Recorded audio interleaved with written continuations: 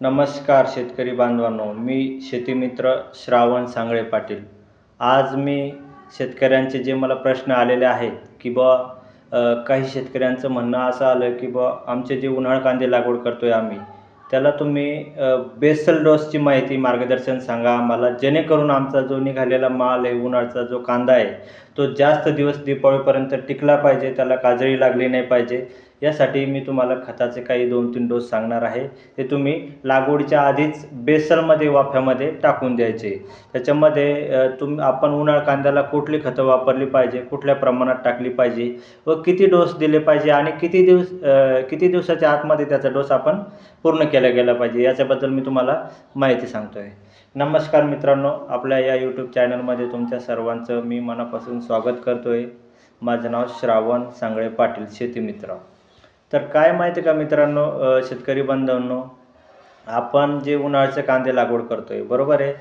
मुळात माहिती आहे का, उन्हाळ्याचा जो कांदा असतो, याला फक्त आणि फक्त तुम्हाला स्फुरद आणि पालाश खतांचीच गरज असते बघा, सगळ्यात महत्त्वाचा मुद्दा. आणि आपले शेतकरी काय करत असतात, उन्हाळा कांद्याला जास्तीत जास्त युरिया टाकतात आणि नायट्रोजनयुक्त खतं वापरण्याचा प्रयत्न करत असतात, बरोबर आहे. पण काय आहे माहिती आहे का शेतकरी मित्रांनो, आपण जेवढं जास्त युरिया नायट्रोजन उन्हाळा कांद्याला दिलं आहे, तेवढा तो जास्त लवकर आपला कांदा सडणार आहे. कारण की आपला जो उन्हाळ्याचा कांदा असतो, त्याला नायट्रोजन जेवढंही लागतं तेवढं ते हवेतून घेतं, थंडीमधून घेतं, किंवा आपण जे पाणी देतो आहे त्यामधून सुद्धा त्याला जेवढं नायट्रोजन लागतं तेवढं ते घेत असतं. म्हणून माझा एक सल्ला आहे, उन्हाळ कांद्याचे जे बागायतदार शेतकरी आहेत, ज्यांना कांदे टिकायला प्रॉब्लेम येतो आहे, कांदे साठवणूक केली की लगेच सडायला लागतात, तर त्यांच्यासाठी मी तुम्हाला 3 ते 4 प्रकारच्या खतांचे डोस सांगणार आहे. ते तुम्ही तुमच्या शेतीमध्ये अवश्य वापरा. आता सर्वप्रथम काय माहिती आहे का शेतकरी बंधूंनो, आता उन्हाळा कांदा जर लागवड करायची म्हटलं तर त्याला बेसल डोस आपण कुठलीही गोष्ट घेतली तर काय माहिती आहे का, प्रत्येक गोष्टीला तुमचा पाया महत्त्वाचा असतो. जसं घर बांधताना तुमचा पाया मजबूत बांधला जातो, त्याच्यानंतर किती मोठं आपण घर बांधू शकतो, तसंच आपल्या पिकांचं आहे. जर तुम्ही बेसल डोस जर योग्यरित्या टाकला तर तुम्हाला ते 100% त्या ठिकाणी चांगल्या प्रकारचं ॲव्हरेज उत्पादन 100% कमी खर्चामध्ये त्या ठिकाणी देणार आहे. आता खताचा जर विचार केला तर आपण काय आहे, पहिला बेसल डोस जो आहे त्याच्यामध्ये आपण काय करणार आहे, तुम्हाला 10-26-26 देणार आहे, बरोबर. एकरी 10-26-26 75 किलो वापरायचं आहे. त्याच्याबरोबर तुम्हाला ह्युमिक आणि ऑर्गॅनिक कार्बन असलेलं पल्सर बायोचं प्लॅन्टो वापरायचं आहे 25 किलो.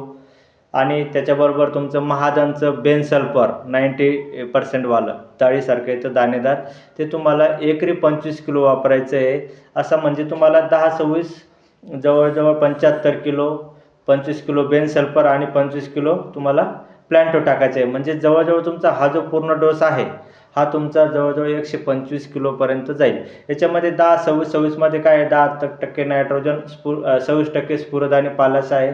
तुमचं प्लॅन्टो काय काम करणार आहे, तुमचे पडलेले खतं उचलण्यासाठी काम करणार आहे. आणि दुसरं महत्त्वाचं म्हणजे तुमची लागवड केल्या कांद्याच्या पांढऱ्या मुळांची वाढ ते सतत करत राहणार आहे.